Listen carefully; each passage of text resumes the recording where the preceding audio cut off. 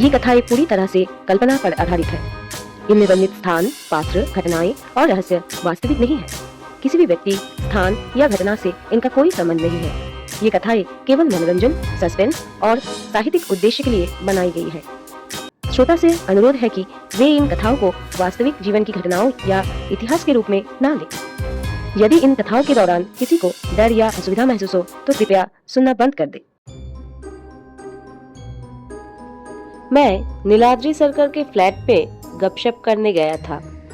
Colonel 60-62 साल का बूढ़ा है, सिर पर गंजापन है और चेहरे पर दाढ़ी, बिल्कुल साहबों जैसा चेहरा। बहुत ही मिलनसार और हंसमुख इंसान है।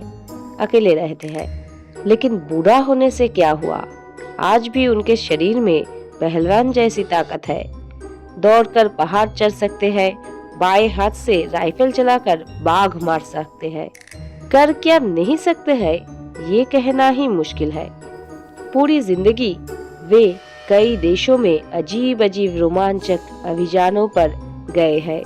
जंगलों में, समुद्रों में, द्वीपों पर, बर्फीले इलाकों में।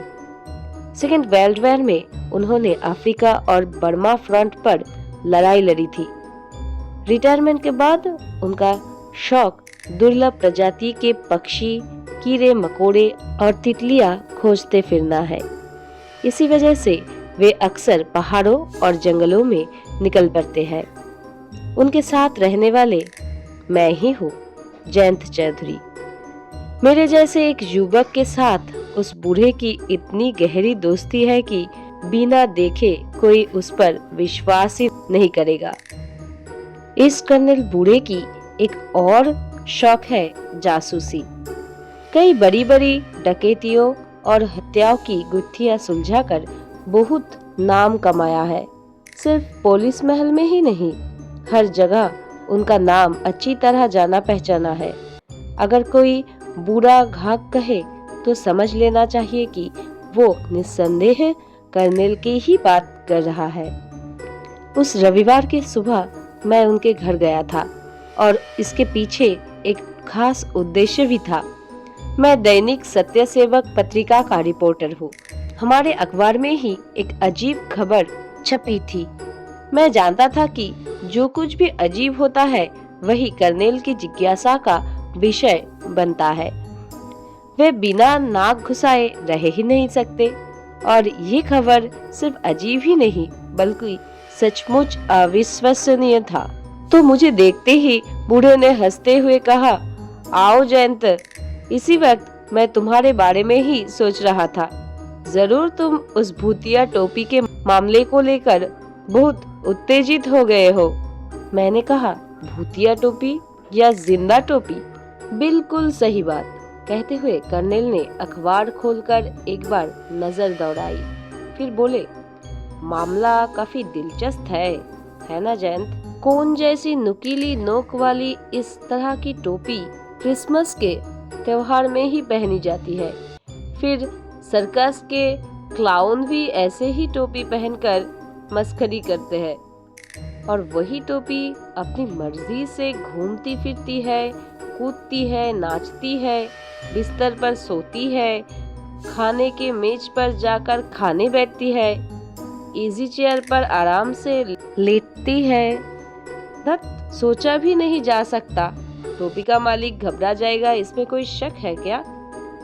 मैंने कहा, सिर्फ यही नहीं कर्नल, बगीचे में जाकर गुलाब के पौधे पर चढ़कर वो शैतान बड़ी खूबसूरती से झूला भी झूलता है।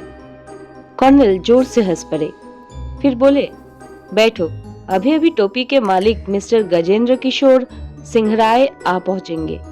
थोड़ी देर पहले ही उन्होंने मुझे फोन किया था। कर्नल की परिचारिका मिस एराथोन एक ट्रे में कॉफी रख गई। कॉफी के प्याले से अभी मैंने एक घूंट ही लिया था कि दरवाजे की घंटी बज गई। फिर सूट पहने एक बेहद विशाल और मजबूत कदकाठी के सज्जन भीतर आए। उनके हाथ में एक किट बैग था। उन्होंने मुझे नमस्कार किया और कर्नल से हाथ मिलाया। कर्नल ने मेरा उनसे परिचय करवाया। वे सोफे पर गंभीर चेहरे के साथ बैठ गए तो कर्नल बोले, मिस्टर सिंहराय, बताइए, मैं आपके लिए क्या कर सकता हूँ? सिंहराय बोले, मैंने तो फोन पर आपको सब कुछ बता ही दिया है कर्नल, नया कुछ कहने को नहीं है। ये मामला पिछले 3 दिनों से सचमुच घट रहा है। अखबार की बात तो दूर, मैंने घर के किसी व्यक्ति को भी ये नहीं बताया था, फिर भी ये केस लीक हो गया। कौन जाने, और अखबार को ये खबर किसने दी कुछ भी समझ में नहीं आ रहा है, इसलिए मैं आपकी मदद चाहता हूँ। कर्नल के कुछ कहने से पहले ही मैं हैरान होकर बोला, ये खबर जरूर किसी ने किसी रिपोर्टर को दी होगी, बिना दिए तो अखबार में छप नहीं सकती। सिंहराय ने चिंतित चेहरे से कहा, यही तो मुझे अजीब लग रहा है। कर्नल भौहें सिकोड़ कर कुछ सोच रहे थे, फिर बोले,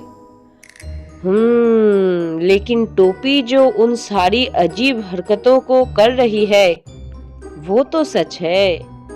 सिंहराय ने जवाब दिया, बिल्कुल सही। मैंने ये टोपी पिछले बुधवार को चौरंगी के एक नीलामी घर से खरीदी थी। अजीबोगरीब चीजें खरीदकर घर में सजाना मेरा शौक है। टोपी देखकर मुझे अजीब लगी। 25 रुपए से मोल भाव शुरू हुआ। 30 रुपए पर पहुंचते ही बाकी लोग छोड़कर चले गए। बस एक व्यक्ति। बताइए, कर्नल बोले। एक बंगाल के बाहर वाले सज्जन ने मोल भाव छोड़ने से इनकार कर दिया, दाम बढ़ाते रहे। इससे मेरी जिद भी जाग उठी। अंततः मैंने टोक दिया 13,000 रुपए। तब वो व्यक्ति पीछे हट गया।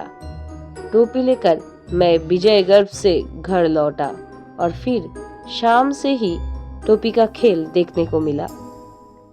ड्राइंग रूम के कोने में एक छोटे से टेबल पर चलते चलते वो नीचे गिर गई। तब मुझे संदेह नहीं हुआ। उसे वहीं रखकर मैं ऊपर के कमरे में चला गया। खाना पीना किया। सोते समय देखा, अद्भुत, टोपी बिस्तर पर लेटी हुई थी। घर के सब लोगों से पूछा, किसी को कुछ नहीं पता। सबसे अद्भुत घटना शुक्रवार की रात हुई। टोपी को सोने के कमरे में रखा था। रात को 2 बजे नींद टूट गई। कमरे में खड़क खड़क की आवाज सुनकर स्विच दबाकर टेबल लैंप जलाया। टोपी फर्श पर आराम से चल रही थी। चलते चलते खिड़की की ओर जा रही थी। फिर मेरी आंखों के सामने वो खिड़की से छलांग लगा दी। विश्वास कीजिए कर्नल, जो मैं कह रहा हूँ उसमें एक भी झूठ नहीं है। जो कहानी आप सुन रहे थे उसका नाम है टोपी का रहस्य, पार्ट 1।